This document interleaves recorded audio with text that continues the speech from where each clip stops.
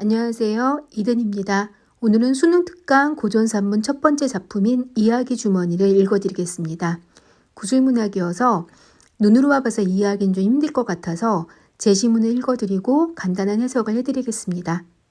첫 번째 문단입니다.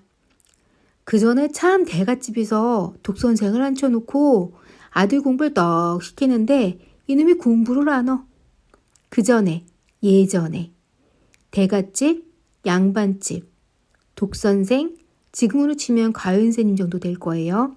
공부를. 자, 그러면 다시 해석을 해드리겠습니다. 옛날에 참 대갓집에서 가은생님을 앉혀놓고 아들 공부를 떡 시키는데 그 아들이 공부를 안 해. 허재면은 자기 아버지하고 그 이웃 노인네하고 앉아서 옛날 얘기를 하는데 이놈이 공부를 하면서도 이 얘기하는 것을 다 적는 거야. 허재면은, 하자면은, 공부를 하자면은 자기 아버지하고 그 이웃 노인네하고 앉아서 옛날 얘기를 하는데 이놈이 공부를 하면서도 들은 이야기들을 전부 다 문자로 적었다는 거죠. 적어선 하루 저녁에 한마디 들으면 하나 적어서 욕을 꼭 종이에다 적어가지고는 요놈의 걸 봉해가지고는 주머니 하나를 만들어서 거기다 쳐넣고 한 게 3년 동안을 다 그러다 보니까 주머니 3개가 찼어요. 그러니까 들은 이야기를 종이에 적어서 그거를 주머니에 모아놓은 게 총 3개의 주머니가 되었고 3년의 시간이 흘렀다는 거죠. 그러니까 자기 방 대들보에다 딱 달아놨지. 요놈의 걸 얘기 주머니를 보니까 3년 동안을 저녁마다 1개씩 집어넣었으니까 얘기 주머니가 엄청나게 얘기가 많이 들어간 거예요. 주머니 3개가 찼으니까. 여기는 해석하기 쉬우실 것 같아요. 아까 말했던 것처럼 3년 동안 매일 밤 이야기를 적어서 모았더니 주머니 3개가 찼고 그 양이 매우 많았다라는 이야기입니다. 이제 두 번째 문단 들어가겠습니다. 4년째 되던 해에 장가를 가게 됐어요. 이런 동네에서 살 것 같은 저기 홍천쯤으로 장가를 가게 됐어요. 첫 번째 문장은 어렵지 않았을 거예요. 4년째 되던 해에 장가를 갔다는 이야기니까요. 근데 그 다음 문장이 갑자기 난데없이 홍천이 나와서 이상하다 싶은데 지금으로 치면 이런 얘기일 것 같아요. 내 친구가 어디를 갔는데 라고 친구한테 얘기를 하는데 상대방 친구는 그 어디라는 곳에 대해서 전혀 알지를 못하는 거예요. 그러면 듣는 친구를 배려해서 이런 식으로 얘기할 수 있겠죠. 그러니까 내 친구가 간 데가 어디냐면 서울로 치면 종로쯤 간 거야. 이런 식으로 듣는 사람이 이해하기 쉽게 말을 바꿔서 다시 설명해 준 것 같아요.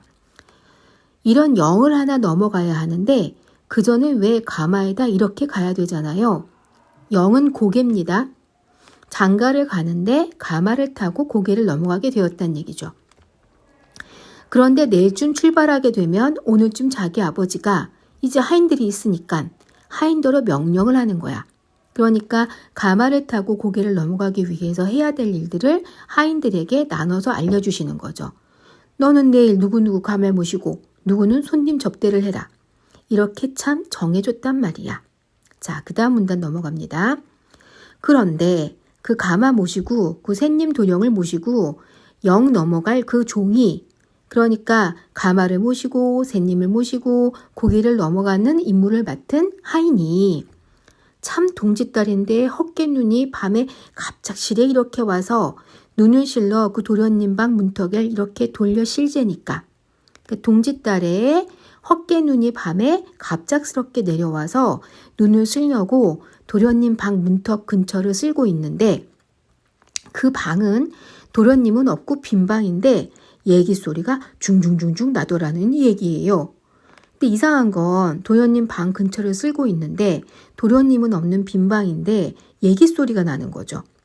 그전 공부하던 방인데 도련님이 여기 안 계시는데 여기서 무슨 얘기 소리가 이렇게 나는가 말이요.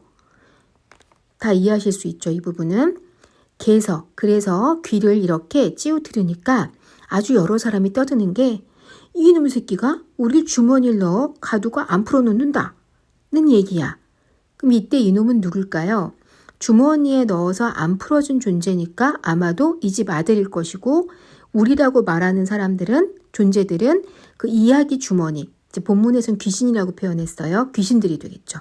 그러니까 세 개의 주머니에 꽁꽁 갇혔던 이야기들의 그 귀신들이 서로 얘기를 나누는 거예요. 어떻게 하면 이 도령을 혼내줄까? 그러니까 이 새끼가 내일 저 고개를 넘어 장계를 간다니까 내일 우리가 잡아야 된다? 이거지. 우리 열에 이걸 잡아야 되는데 그러니까 이런 토론이 많이 나오겠지. 찌리라도라는 말은 귀신끼리라도라는 얘기가 되겠죠.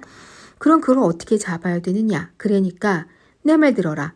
동지섣달에 이 고개 마루턱에다 난데없는 돌배를 다만한 걸 하나를 이렇게 잎이 피어 늘어지게 하고 돌배가 이렇게 매달리고 하면 그걸 먹으려고 애쓸 거다. 그러니까 그놈의 걸 이렇게 딱 만들어 놓으면 새신랑이 오다 그것만 딱 처먹으면 죽을 테니까 그걸 해놓자. 쉽게 말하자면 백설공주가 사과 먹고 쓰러졌던 것처럼 얘네는 동짓달 밤에 난데없는 돌배를 크게 이파리도 무성하게 하나 만들어서 딱 걸어 놓으면 고개를 넘어가던 도령이 그거를 먹고 죽게 만들자라는 얘기를 한 거죠. 요걸 그 가메발이 모시고 갈 그 종놈이 들었단 말이야. 근데 마침 그 얘기를 도련님을 모시고 고개를 넘어갈 하인이 듣게 된 거죠. 그래서 하인이 생각하기를 도련님은 내가 살려야겠다는 결심을 먹었거든. 그러니까 우리 도련님은 살게 될 것 같아요. 자, 중략 부분은 넘어가고요. 그 얘기 쫙 했어. 누구한테 했겠습니까? 하인이 도련님한테 했겠죠. 눈실러 이렇게 돌아가니까 도련님 그 공부하던 방에서 서로 귀신들끼리 얘기를 하는데 그날 가두고서 풀어주지 않으니까 이걸 잡아야 되겠다고. 그러면서 그 돌벨 만들어 놓고 그걸 먹으면 죽게 이렇게 하자고. 그래서 내가 우선 그렇게 간 거라. 눈 쓸러 이렇게 돌아가니까 도련님 공부하던 방에서 서로 귀신들끼리 이야기를 하는데 그날 가두고서 풀어주지 않았으니까. 그러니까 이야기를 들은 날 이야기 주머니에 가둬놓고 풀어주지 않으니까 그 복수로 도련님을 잡아야겠다고 하면서 돈벨 만들어 놓고 죽게 하자고 얘기를 했다는 말인 거죠. 이놈이 가만히 생각해 보니까 그 얘기 주머니가 생각나거든. 얘도 이놈이고 쟤도 이놈인데 여기서의 이놈은 그 아래에 있는 내용을 보면 이야기 주머니에 이야기를 넣었던 도령이에요. 그래?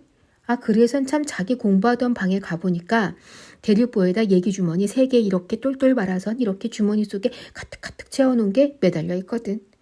그래 이놈의 얘기 주머니를 갖다가선 터쳐서 다 풀어 내보냈단 말이야. 목숨을 구하고 싶었던 도련님이 아마도 이야기 주머니를 풀어 헤쳐놓은 것 같아요.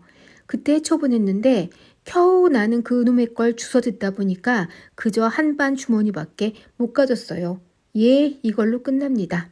그러니까 도련님은 주머니를 풀어서 이야기들을 놔주었고 지금 말하는 화자는 그 이야기들의 절반밖에 못 들었다 얘기를 하면서 이야기를 마치고 있습니다. 저도 여기서 이야기를 마치겠습니다. 감사합니다.